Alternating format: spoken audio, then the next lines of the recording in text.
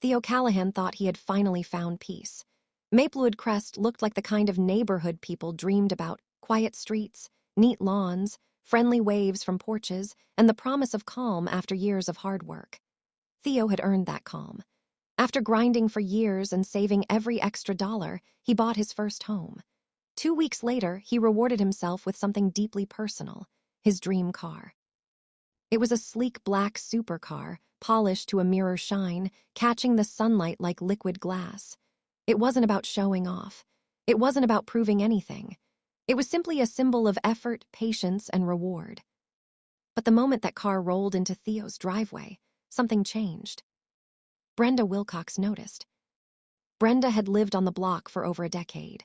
To outsiders, she was the picture of friendliness: constant smiles, cheerful greetings, quick compliments. But behind that pleasant exterior lived someone who despised feeling overshadowed. And seeing Theo, a new neighbor, thriving so confidently, ignited something bitter inside her. Instead of confronting him, Brenda chose a different approach. The morning after Theo parked his car, she appeared at his door holding a plastic container of cookies, smiling wide enough to hurt. Theo accepted them politely, though he couldn't help noticing how her eyes lingered on the car behind him, studying it, measuring it. The next day came banana bread. The day after that, friendly waves from across the street. Compliments followed, endless compliments. "You take such good care of it. That car is absolutely stunning. You're so lucky." When neighborhood kids rode their bikes near Theo's driveway, Brenda would rush outside yelling at them to stay away from the car, as if it were hers to protect. Her voice carried down the street, sharp and commanding. The kids learned quickly to avoid the area. That's when Theo began to feel uneasy. Her friendliness wasn't warm, it was intense, calculated. She hovered too close, lingered too long, smiled like someone practicing in a mirror. It felt less like kindness and more like preparation. 3 evenings later, while Theo was wiping down the hood of his car, Brenda crossed the street toward him, clutching a notebook and wearing that same rehearsed smile. "Evening, Theo," she chirped. "I was wondering if I could ask you a small favor." Theo straightened up. "Sure, what is it?" She hesitated, then laughed lightly. "I have an important event coming up, a fundraiser, and I thought, well, making an entrance matters." Her eyes drifted to the car. "Would you let me borrow it for the night? Just a few hours. I'd take perfect care of it."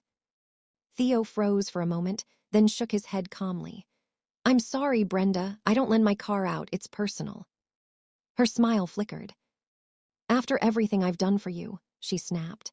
"I protected that car. I yelled at those kids." "I appreciate that," Theo replied evenly, "but my answer is still no." The mask dropped completely. "You'll regret this," she hissed. "You think you're better than everyone. We'll see how long that shiny thing lasts."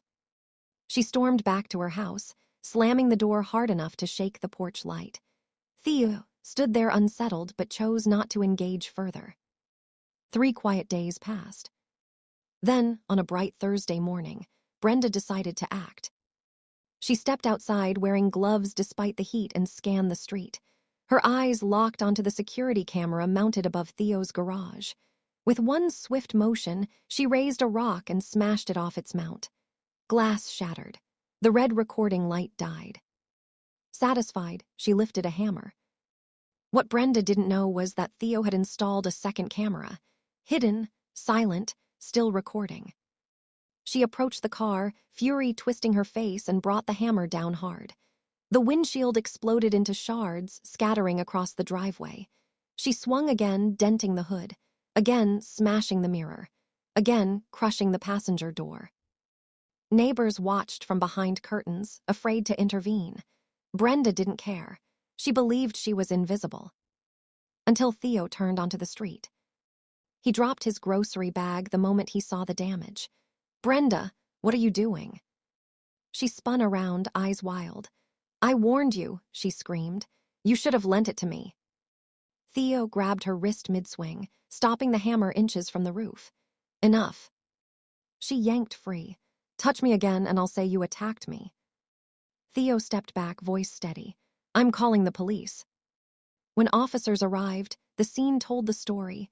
Hammer on the ground, shattered glass everywhere, and video footage playing from the hidden camera. Brenda's excuses collapsed instantly. She was arrested on the spot. At the station, officers reviewed the footage in full. Smashing the camera, the deliberate swings, the threats, it was premeditated. A week later, the courtroom was silent as the video played. Gasps filled the room. The judge didn't hesitate. Brenda was ordered to pay for every cent of damage, plus court costs, and sentenced for vandalism, harassment, and destruction of property. Theo stood quietly as justice was served. He didn't celebrate. He didn't gloat. He didn't need to. Because sometimes, accountability speaks louder than anger ever could.